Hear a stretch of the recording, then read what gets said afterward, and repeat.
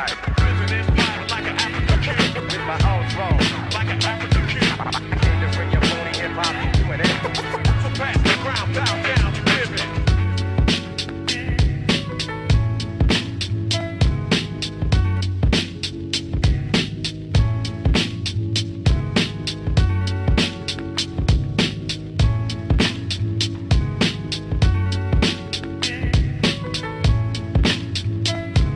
So pass the crown.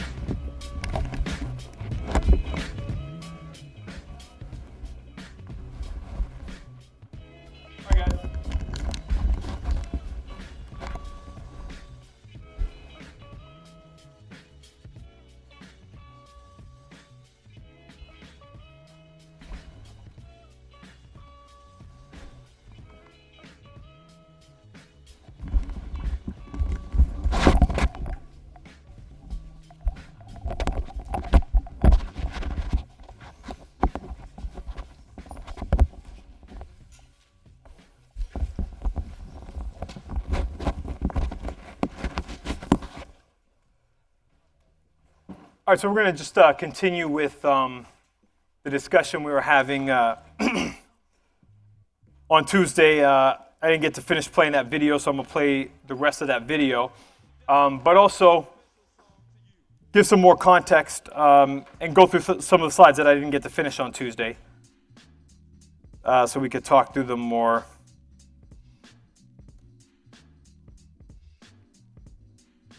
So we could try to put, I think what I'd like to do is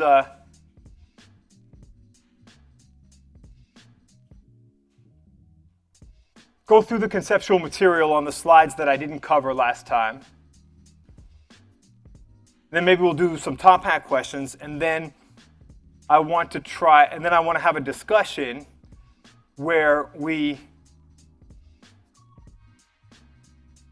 have it, where you guys suggest some examples to see if you can work with this material so that we can like make sense of it in a way to see if you can apply the concepts. Because when you apply the concepts, the theoretical language to concrete examples, then it's clearer what the stuff means. In what sense is cultural appropriation and misappropriation? In what sense is that something that we can understand is operating on different scales? The topical understanding, I've been making this distinction between understanding something topically and understanding something conceptually. And so with that sort of theoretical distinction that I've been giving you, I'll suggest that most people who've been raised in the US, you're familiar with the term cultural appropriation. It's not as academic a term as some of the language that I'm using in the class. You've heard of the term, you've understood the term to some degree, but I think that the way you've understood it is what I've been calling a topical understanding. And a symptom of topical understanding in this case, here's how you could tell. Is your understanding conceptual of cultural appropriation, or is it just a topical understanding? If it's a topical understanding, then the only way you'd be comfortable explaining it, or the only kind of examples that would come to your mind if you were trying to give an example to explain it to someone else, would all draw from the same cultural context or the same sort of topical field or the same scale. And so, when I say cultural appropriation, what pops to your mind is, the extent is the United States. That's the topical frame in which you learned it. That's the only way in which you are comfortable explaining it. That's the only way, unless somebody suggests to you, yeah, but what about elsewhere? That's just, you're like, oh, I never thought about it. Right? That's a topical understanding. And then if it's like, well, what's cultural appropriation? Well, it's when white people appropriate black culture. And then you think about braids, you think about hip-hop. What else? Well, the common ones. It's music more generally. Right? White people appropriating black culture, and then we think about popular cultural modes of signification. But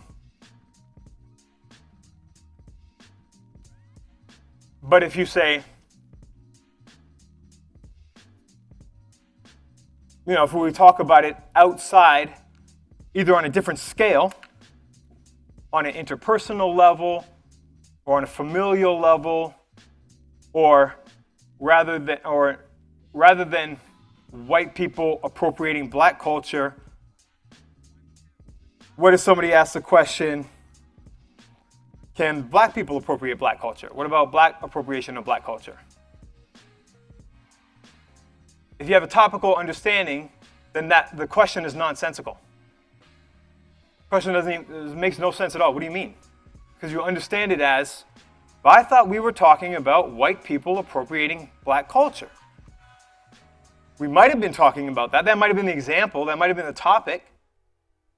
But the concept we were talking about is cultural appropriation. And the concept can be transposed to other cultural contexts, to other social contexts, or to different scales. So when I'm saying scales, could be interpersonal, could be between groups of people, like small groups of people, could be national, could be one state to another, one coast to another, one middle of the, not coast, comparing itself to one coast in particular and not another. That was too vague, right? Nobody got that joke.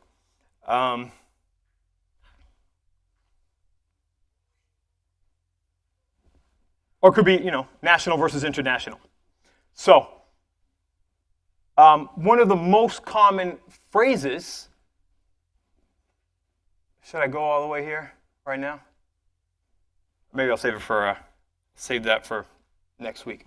Okay, so let's get into some examples of this. And before doing that, let's talk about some of the detail from the reading that you read. So this stuff, this we covered already. The identity, how you identify on your own, how you construct your identity, the fact that you are always already, post-colonial term, always already, never the case that you ever were not. Could be a rhyme. You're always appropriating aspects of culture, cultural identities, modes of speech, ways of talking, any kind of social group that you're a part of that constitutes itself as a social group has its ways of behaving that identify members from non-members, that perform a distinction between members and non-members. And you have to learn that. And you perform it. And social identities are always performances. And even though everybody raised their hand if I say, do you understand what it means to say race is a social construct? But,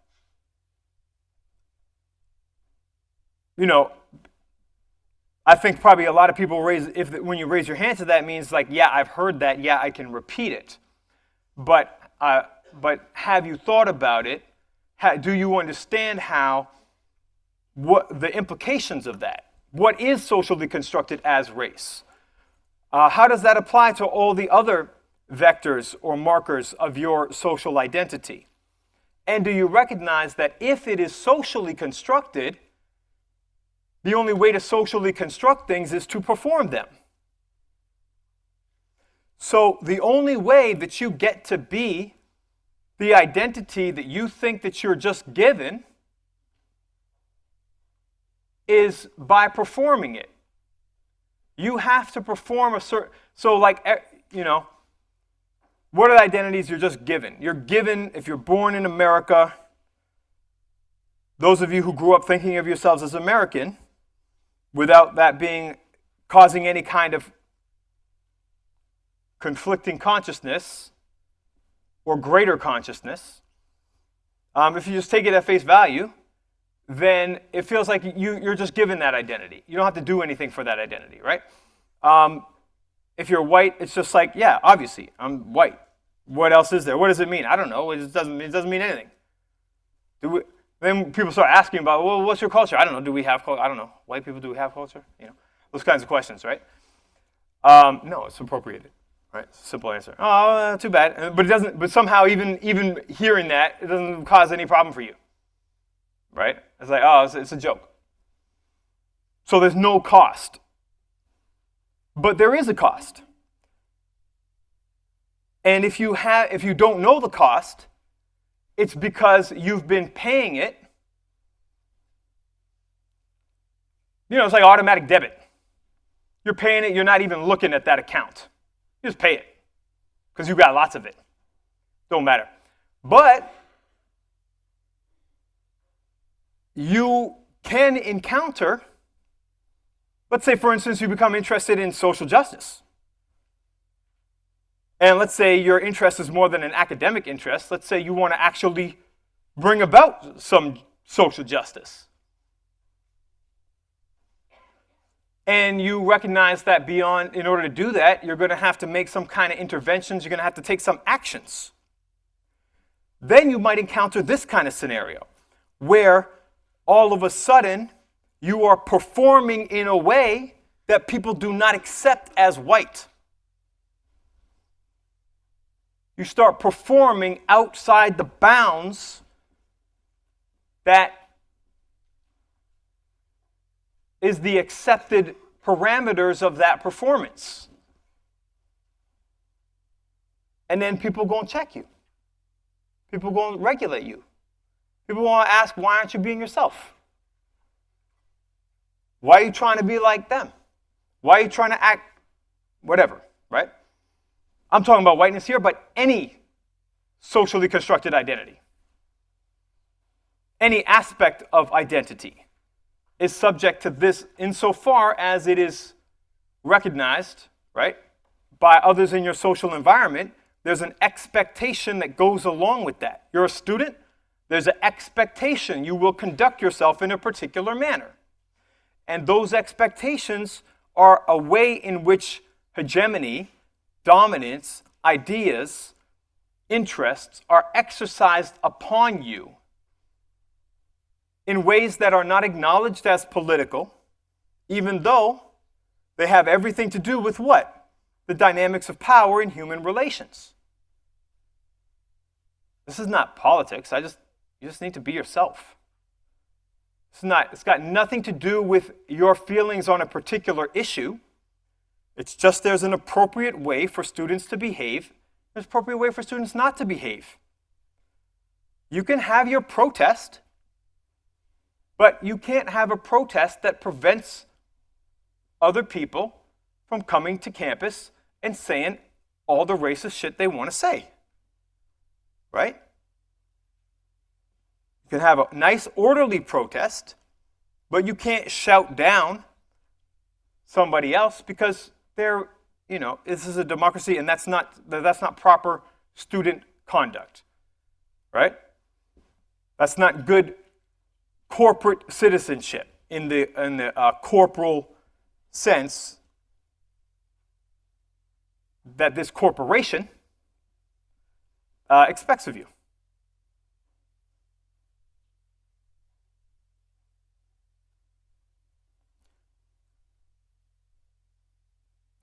I talked about this already, the mobilization of language resources. More language resources you have, it's pretty obvious, right? Like language resources. Where is that? Yeah, linguistic resources. More languages you speak, that's obvious. More opportunities accrue to you, right? None of us will dispute that. But also, the more ways you can talk the language that you speak, right? If you can speak in a way that gets you access to certain circles. You might look a certain way where you wouldn't normally have access to a particular social environment, but the way you talk, you know how to talk your way into it. People might see you a certain way, and then you start talking a certain way, they're like, oh, I'm sorry, oh, okay, come on in. Right? So that's a linguistic resource, a cultural resource, right? And that can apply in all levels of society and all over the world. So I'm not just talking about you gain access to high society or elite circles in the traditional sense. This can gain you access to a hip-hop cipher, right? You might show up, bunch of people that don't look like you spitting. They might be like, think you're a joke. They don't know you were coached by Professor D. Spit that fire, then they're like, oh shit, okay. Okay, fine. You belong. Right? Never mind.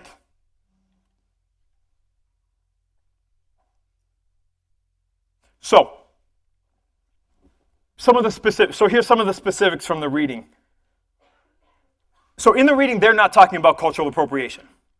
And in global hip-hop studies, I've giving you a preliminary critique of lots of the writing that goes under the name Global Hip Hop Studies. That critique, if you recall, is that global, if we were thinking globally, if we were thinking in terms of diaspora, if we were thinking beyond and across national boundaries, then, to me, that's what we would be talking about when we're talking about global hip hop or global whatever, transnational, pan-African, those kinds of things. But instead, I suggested to you that that the majority of literature that manages to fit under this category is not really global in the sense that it's challenging or cutting across or problematizing or thinking beyond national borders, reified identities that are, imposed on us as these essential facts about our character, but really are exactly what I've been talking about, ways of regulating your behavior, ways of making you behave politically in certain ways without your consent, without your knowledge, without your awareness. Automatic debit. That automatic debit, I just made that shit up. That shit is dope. I use that. You're paying those wages. If you're white, you're paying the wages of whiteness.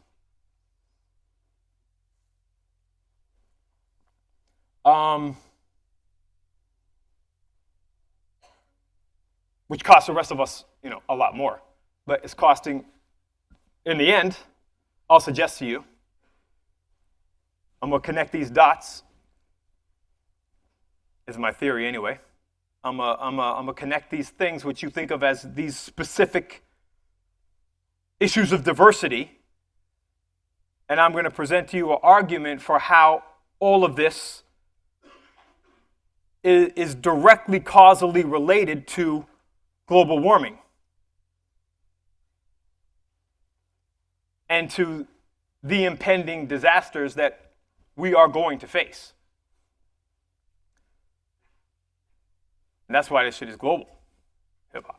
But not everybody's thinking of it in these global senses. What they're thinking of it is as global means, rap that's happening outside the United States, right? So they're not transcending the national border. They're just like, it's, just other national borders. And they're like, this is new and fresh and different because it's outside the US. And really, it's just exactly the same thing, right? That's not thinking globally. That's not thinking conceptually. That's thinking topically. It's different because it's a different topic.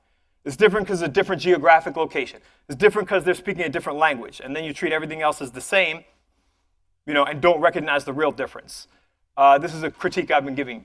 So, because cultural appropriation is understood in this topical sense, you won't find global hip-hop studies even asking the question of cultural appropriation.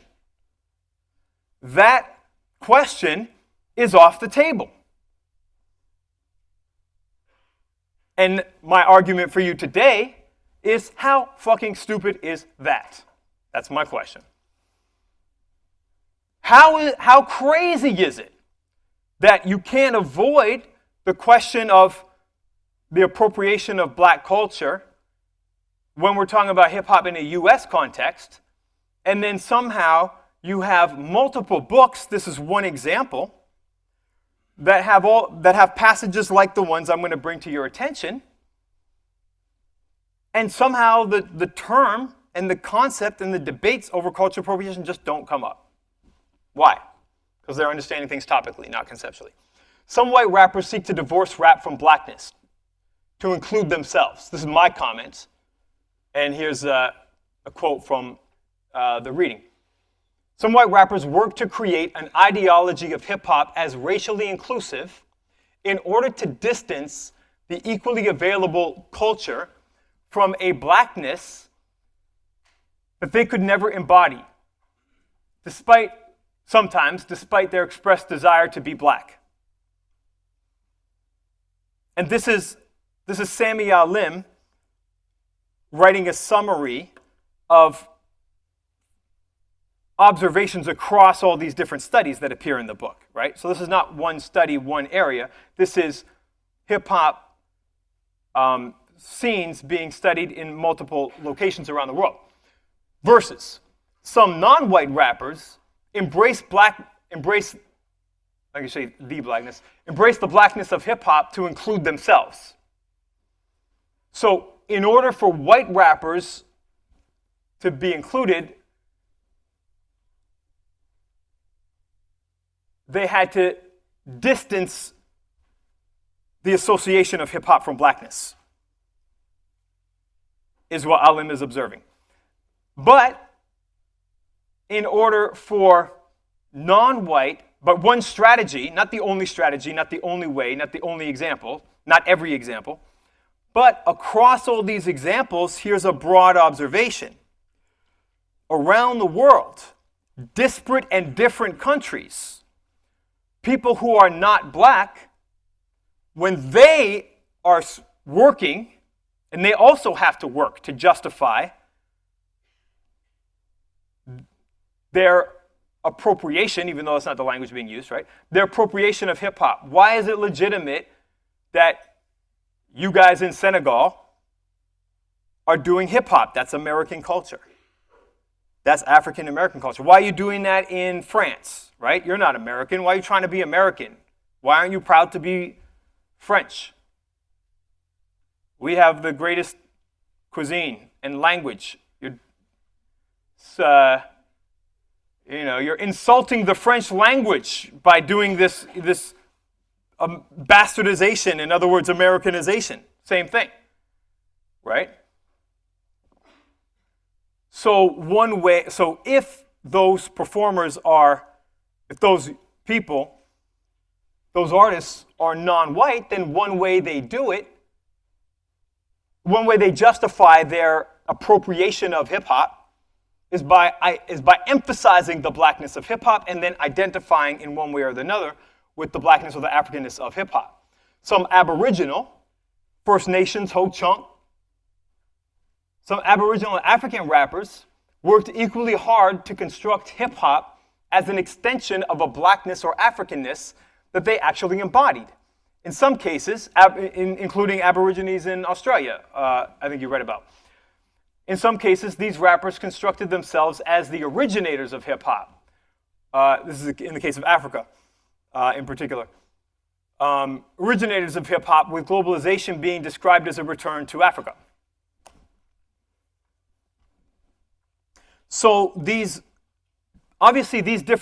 two strategies, right? Do you argue that there is something quintessentially black about hip-hop or not, right?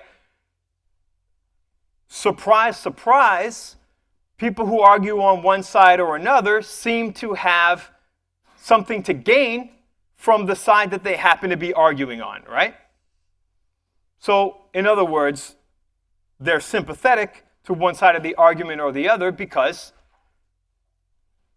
it's a way of justifying why they belong, and also, by extension, recognize this, right? Whoever's on one side or the other making this argument is not simply legitimizing their way of being in hip-hop, but they're arguing that the other way of arguing for inclusion in hip-hop is not valid, right? These are mutually exclusive arguments for how you can appropriately, as opposed to misappropriate, involvement in hip-hop culture. So, you read about, so here's an example, right? Nigerian. People in Nigeria are black. For Americans, that's obvious. Americans, yeah, they're black, right? Except when it's not in the interest of Americans to claim that they're black, in which case they're not. But so you have the founder of Afro-Lution Records saying, what has always held African hip-hop back is a struggle for our own identity, our own sound, something that belongs to us and is not a second-rate replication of the Western sound. Sure, we all grew up on U.S. hip-hop. We acknowledge that we are grateful. We acknowledge we're grateful. It's given us opportunities. Hey, look at that. We mobilized those cultural resources. We made money. But one cannot deny the true essence of hip-hop is keeping it real, right? One cannot deny that. Some people do. But if you say one cannot deny, what you're really saying is don't deny it because this is how I'm winning this argument. Keeping it real in global hip-hop. Here's another quote. The search for the real in this case is a hip-hop that carves out a recognizable creative patch and a legitimate non-subordinate local identity whilst retaining membership in a GHHN. A great deal of often self-conscious cultural work being done by the agents of global hip-hops meaning in different hip-hop scenes around the world, is an effort to express local identity through engagement with the global. You say global and local, right? So the claim is not to be not local. The claim is not, so if you're, somewhere else claiming hip hop, you're not doing this in order to say this local legitimacy that's being claimed is not to say I am hip hop just like the people in the Bronx are hip hop. I'm actually from the Bronx, even though I'm from Senegal or Australia, Germany, right? That's not the claim. The claim is a diasporic hip hop identity. The claim is that the claim is that we, my scene, my crew, my cipher, this hood, is the local representatives of global hip-hop, right? That's the claim. That's what is always being performed, being claimed, whether or not they put it in those words. That's always what's happening. We are keeping it real for hip-hop in the way that is necessary for us to represent hip-hop in the global parliament, right? In the hip-hop diaspora. And it couldn't be otherwise. If the claim was just to say French hip-hop or Nigerian hip-hop is uniquely Nigerian and only Nigerian, it's got nothing to do with anything outside of Nigeria, right? If that was the claim, then it wouldn't have any social power, right? Because then they wouldn't be creating a hybrid identity, a new identity that intersects them in some kind of a different way, right? Drawing on these international resources, drawing on the associations, drawing on the ideas that people already have of hip-hop and hip-hoppers, you have to retain some of that, otherwise what's the point? But at the same time, it seems to be, if you're white, you have to do some kind of a cleavage with respect to blackness. There has to be some kind of a denial. So if there's this borrowing or there's this solidarity, but at the same time you feel compelled or others are trying to regulate you into distancing yourself, then this is exactly where cultural appropriation comes in. You're benefiting and then denying that you owe anything, right? You can use it to fight your own, to empower yourself for your own local issues in your local context. But if there isn't concomitant solidarity with the black struggle in the US and around the world, then you're not adding on, you're stealing from. But on the other hand, If you're in Palestine and you say the way that the Palestinian rapper said to me when I was hanging out with them in the West Bank, I would say in Gaza, but I'm not allowed to say in Gaza because I'm not allowed to be in Gaza. So if they say, well, we're not black, but we watch the Tupac videos, and we recognize when we see the relationship visually, without even understanding any of the words that these English rappers are saying, we see the relationship depicted between the police and black people in the hood, and we recognize ourselves. We say, yo, that's us, that's where we live.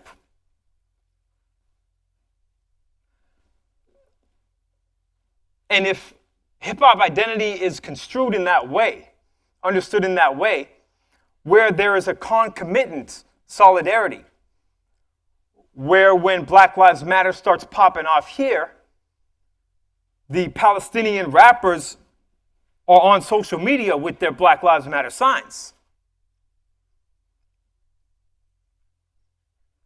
That's the appropriate kind of cultural appropriation. That's the answer to, no, you don't have to be black, you have to be down.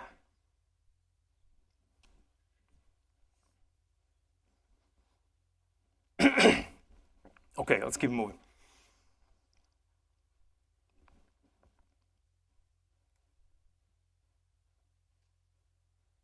So, this is just more context of what I've already been talking about, right?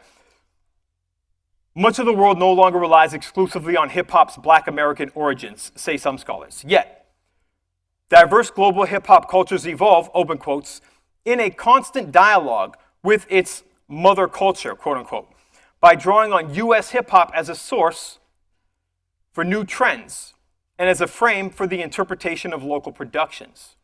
So it's not even like, yeah, it used to be, this is also what they say, oh yeah, okay, Black Americans started it. Yeah, that's back in the day. Now we're doing something different, totally different. Nothing to do with it, right?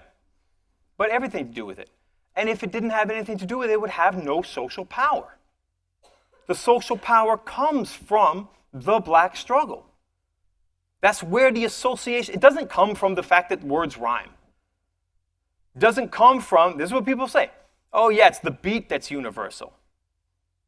It's just the beat. It's not just the beat. It's what we feel when we hear the beat because of where we were when we heard the beat, because of who was playing the beat when we heard the beat, because of how people were, sound like I'm starting to rap again. I'll do that in a few minutes. That's dope. I have you recorded that. Right. Yeah, where you were when you heard the beat, man. It could be dope. Global hip hop is counter-hegemonic everywhere. Is it the same thing? No, okay. I'm just going to move on because I'm going to play the video at the end. Apologize for cutting it off last time. I want you guys to hear the video. But also, I was telling you about this song here. So, this song, Global Citizen, is actually, this is my first album, Dangerous Days.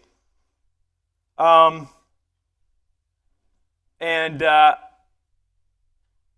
give you a little context. When my group and I, who were inspired by Public Enemy, all the golden era conscious hip hop artists, in 1995, Chuck D, leader of Public Enemy, came and gave a lecture at the University of Toronto, which is where I did my undergrad. And I happened to be starting that year. And I also happened to be trying to put out my album that year. So Chuck gave his lectures, about 2,000 people there. It was a dope lecture. I could tell you all about it. And then we met him afterwards. And what he said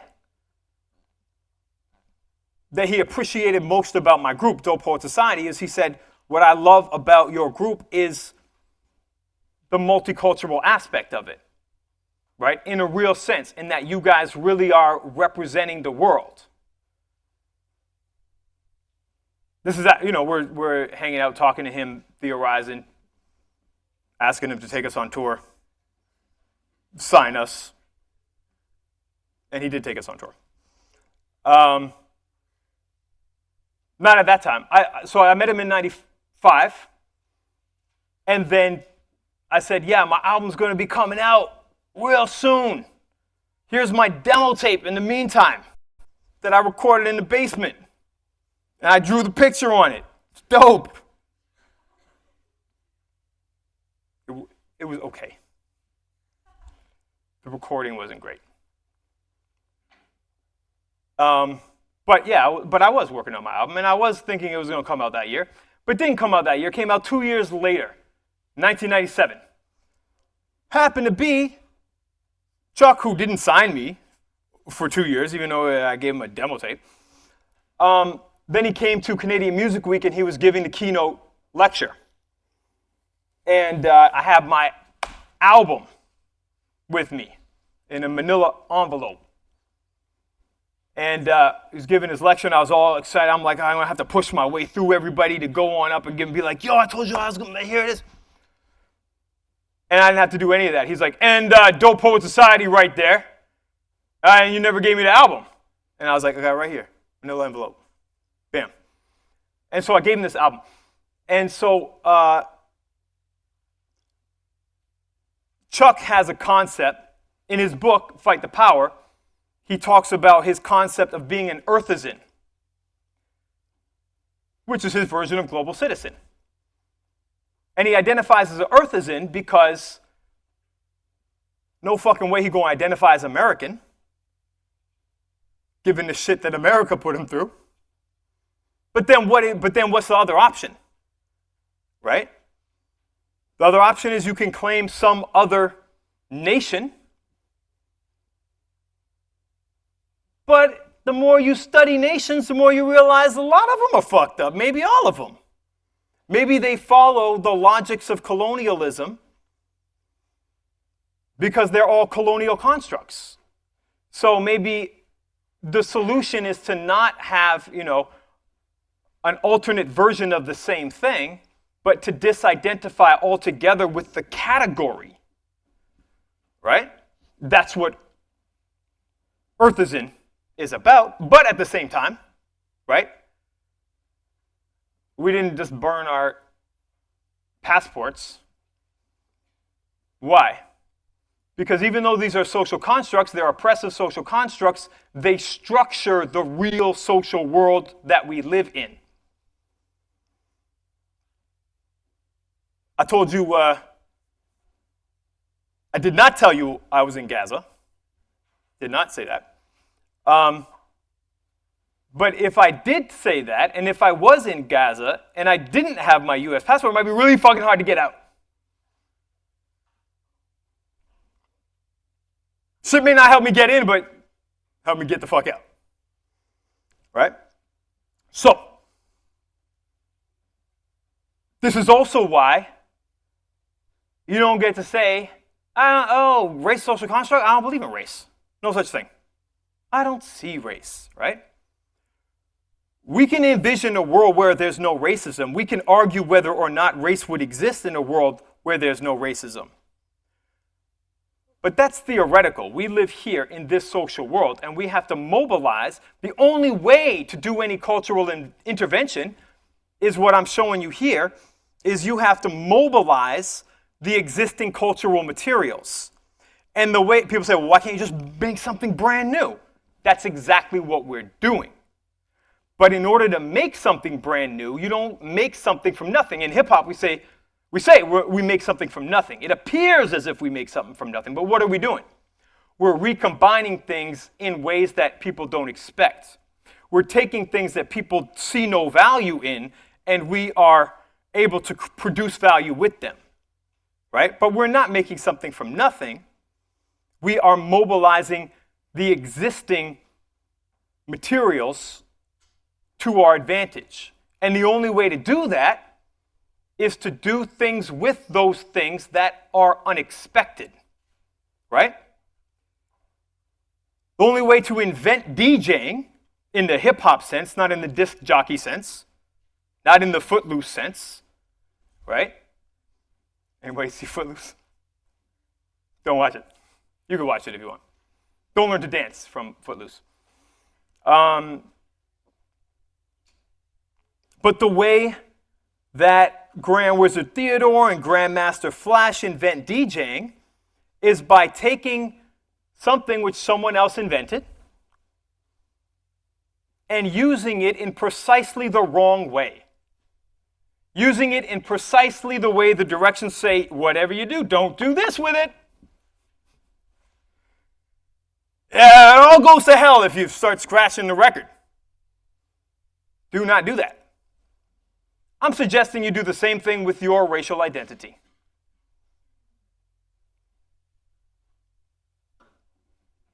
I'm suggesting you take all the, if you think that the world is unjust, if you think we're structured, as I do, as is the premise of this class, right? Then you are not going to, some of us were talking about this earlier today, you're not going to change the structure of injustice by following the prescription that is available to you, the script that is available to you for bringing about justice, right? If you go and you apply for your permit to protest those who are granting you your permit, your protest is not going to change the power dynamic between you and them and whoever else they are regulating, right? Of course, this all sounds elementary, but it's only elementary if you are able to apply it in your life to bring about justice. Until then, you're just being arrogant. Once you can actually do it, then people can say you're arrogant, and you can say, or am I just effective? Like Professor D. Freedom fighters in Canada, freedom fighters in America, freedom fighters in Africa, freedom fighters in South America, all the freedom fighters that are locked down, all the freedom fighters that are coming up, all the freedom fighters that I don't know about, all the freedom fighters, check it out now. According to this system, I'm a dual citizen. That means they see me as Canadian, they see me as American.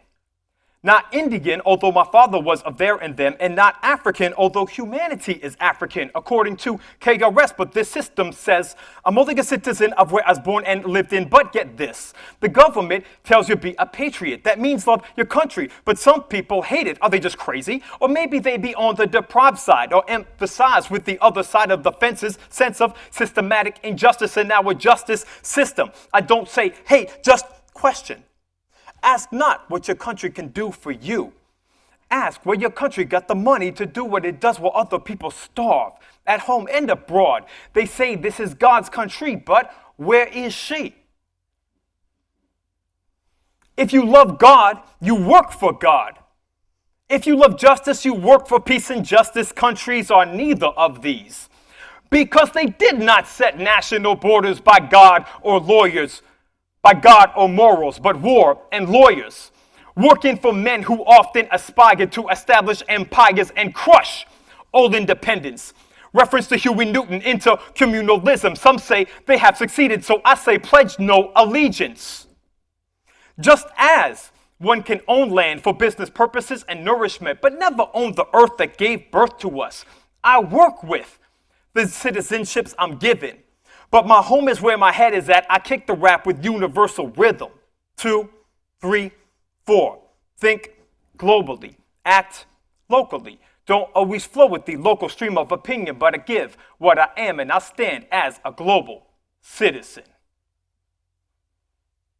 So I say, freedom fighters in Canada, freedom fighters in America, freedom fighters in Africa, freedom fighters in Gaza.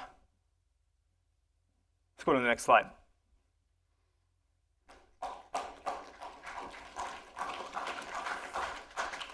Thank you.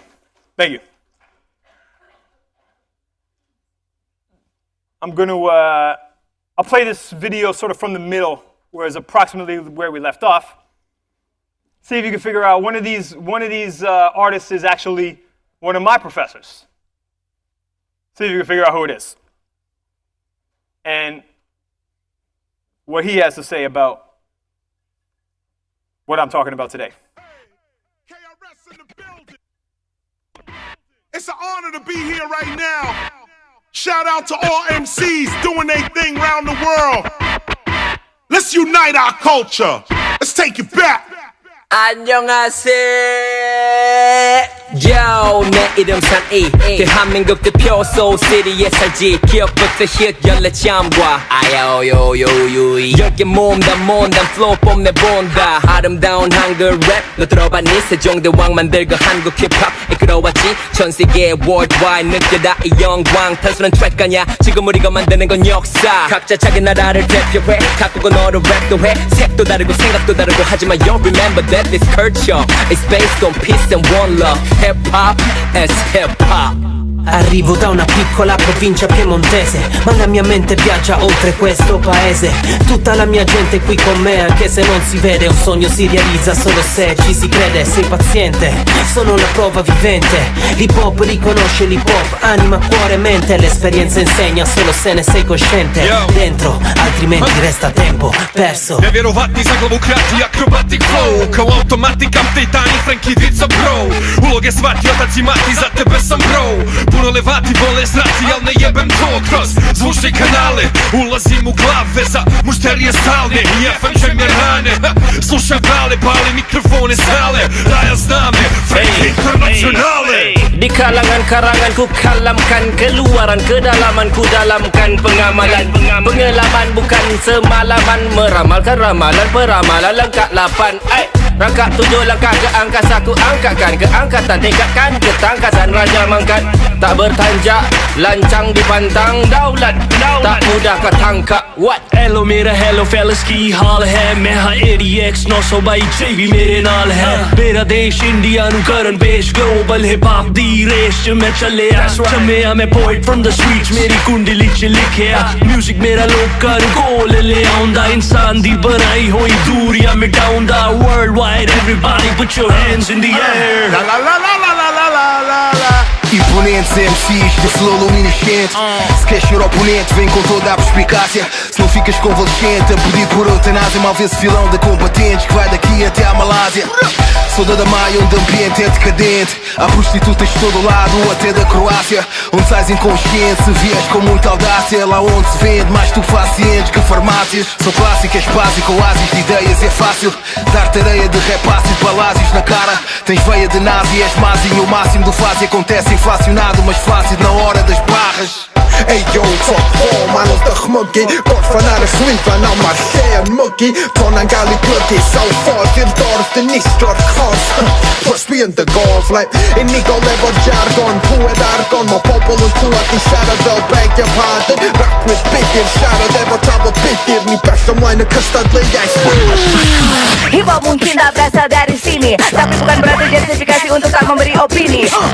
Si penomong besar jauhi asumsi, lisan dan instan yang buatmu seperti ejakulasi dini. Hip-hop adalah hip-hop, alasan dini berekspresi. Hip-hop adalah hip-hop, alasan berdiri berani. Selama bumi berputar, hip-hop pasti berevolusi. Tak dari melodi, tekuni amunisi, inspirasi. চারপাশেতে খুন খারাপি ধান্দাবাজি বোমাবাজি গরিবের হক মাইরা সবাই হইয়া গেল কোটিপতি কূটনীতির দুর্নীতি দেশের হইল এখন অবনতি মুখে মুখে বড় কথা কাজের সময় ফাঁকিবাজি পুলিশ যখন হইয়া গেল সরকারি জলে সন্ত্রাসী ক্যাম্পাসেতে ঘুরতে গেল যুদ্ধেরই ছবি তাদের সামনে কাইরা নিল কত ছাত্রের জীবন ইউটিতে কি তারা ছিল না তখন Yo, hi, konnichiwa.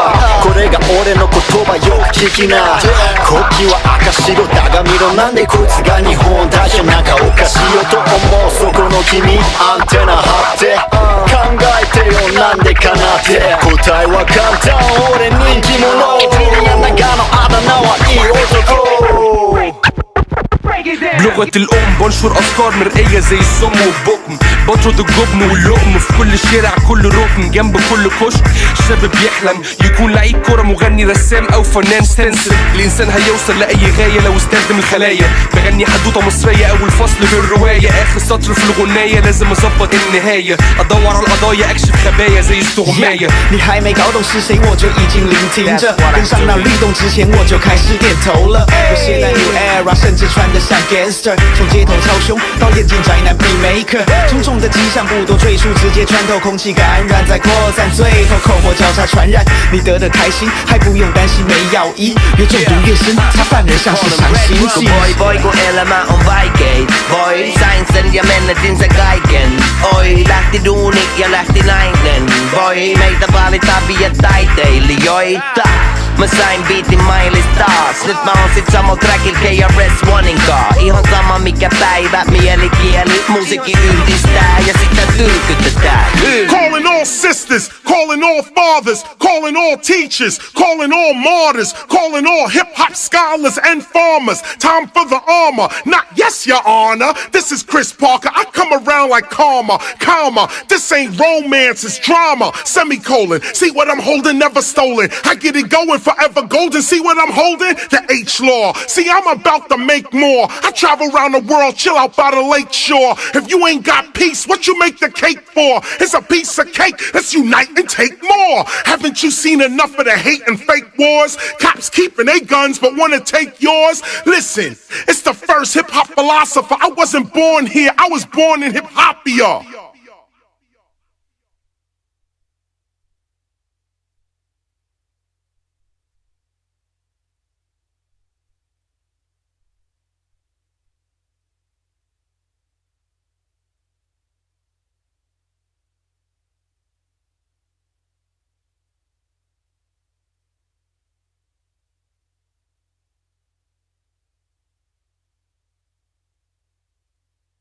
What are you thinking if you ain't drinking? You gotta keep it bubbly. And you gotta represent for Bucky. And you gotta always have love for your country. That didn't rhyme. What brand is it? Come on. It's Bucky brand. Because badges give back. And isn't that the point of the lecture today? Come on now, Coke. I'm conscious. What do you think this is?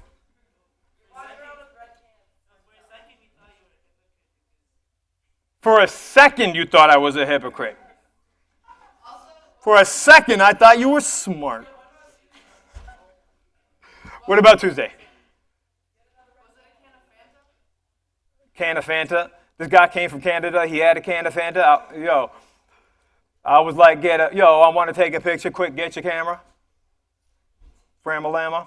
Yo. Are we going to do some top half questions? Anybody want to battle? Any other questions? No serious questions. Any goofy questions? What's your question, Dan? Oh, bam. Oh, Dan has questions. No. My laptop is slow. My dog ate my homework. All right, go back. It's closed. Yeah, that's fine. And then go to the folder, and then present again. You guys act like you're not professionals at this by now. I'm drinking. I'm off the clock.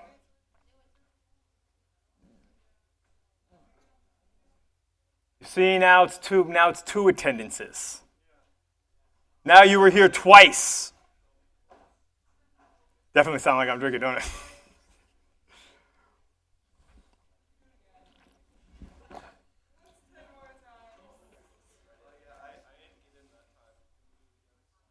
You know,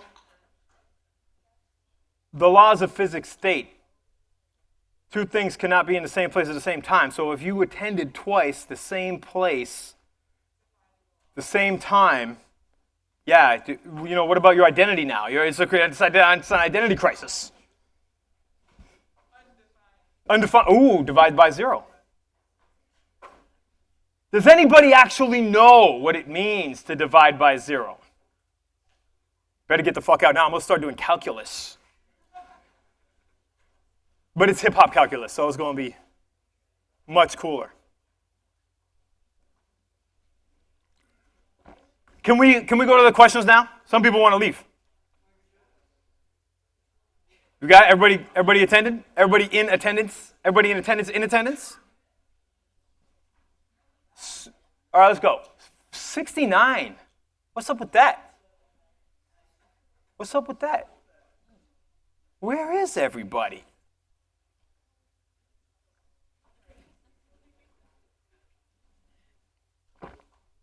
Oh, look, it's open.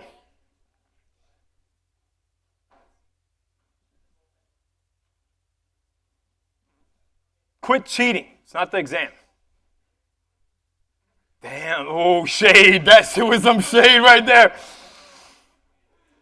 Watch out for this guy, Professor D. Sharp motherfucker.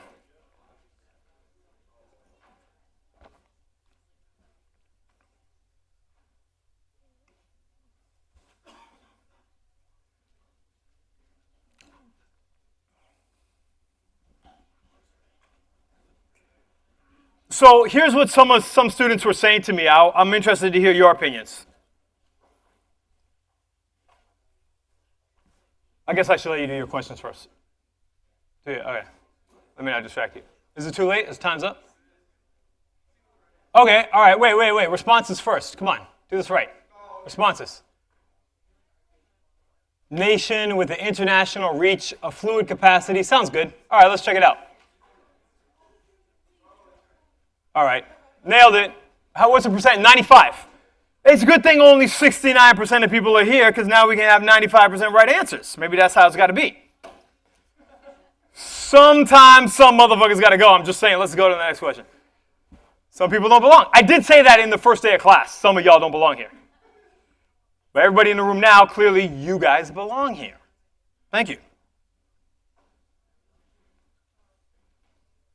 Don't repeat anything I say in this class.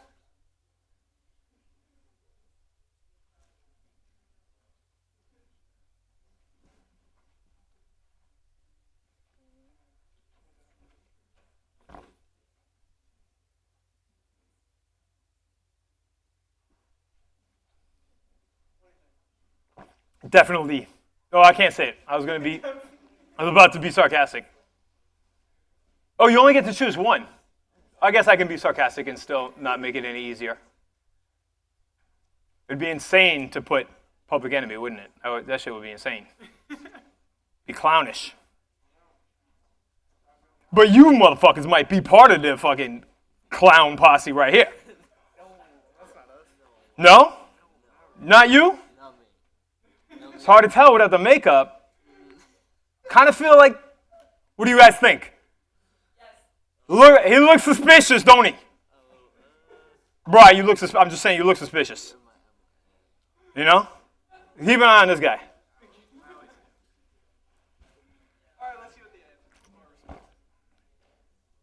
Public Enemy. Those people cheated. Let's see. It's just because I said it would be insane. Everybody wants to act there like they're so insane in the membrane. All right. Okay, last question. What was the percentage? Did you see the percentage? I'll check it later. 75? Fuck is wrong with you guys? All right, some more you got to go. I thought this was the smart group right here. Okay, last question. Did you open it? Resume. Just click on resume. Start your answers. IDK. I don't believe that's a rapper. Could be. You understand this was written by somebody who just watched a video with about 30 rappers from around the world. Drake or Prof D? Obviously, it's going to come down to either Drake or Prof D. Yo, yo. Oh, now it's going. Drake. Drake.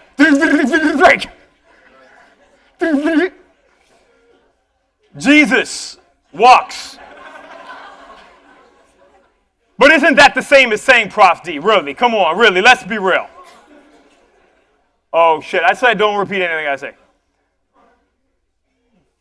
Future, future, future, future. That's a lot harder to say really fast. Future, future, future, future. But diddly, diddly, diddly, diddly, diddly, dee. G Jiggler? Is that I want to know if G Jiggler is actually a rapper. Are you G Jiggler? Are you G Jiggler? Because if not, I think you should be. Does G Jiggler exist? Is that actually a rapper? I mean, that's obvious.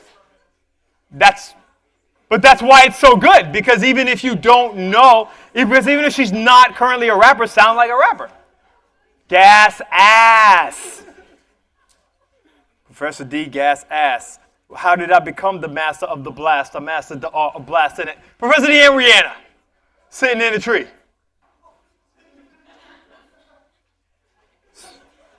Smart asses. Y'all must think this question is not graded or something. Extensis ball. Extensis ball. Yo, get out of here. Everybody get out of here. The fuck out of here. It's my house. Everybody get out. I'm drunk off Claire rum. Claire rum. It's rum. Claire B. Rum. Claire B. Rum, that could be a name of a rapper. Let's go.